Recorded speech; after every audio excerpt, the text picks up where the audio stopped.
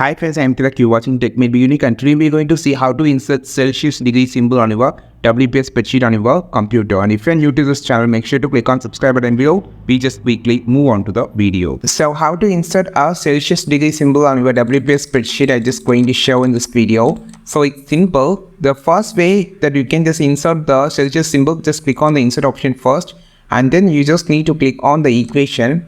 Click on the equation itself. It will open the symbol dialog box on the top. Click on this, and here you can find the Celsius degree symbol.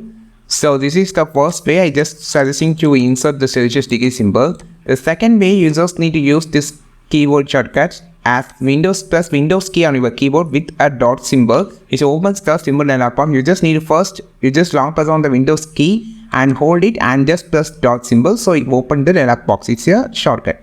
Click on the symbol option, and here you can find the first tab, you can find the Celsius degree symbol. These are the two ways that you can just insert the Celsius degree symbol on your WPS spreadsheet on your computer. I think this video helped you a lot. Like this video, subscribe this channel. We will meet our next video with super valuable content. This is Tilak signing off from Tech May Be Unique. Have a wonderful day.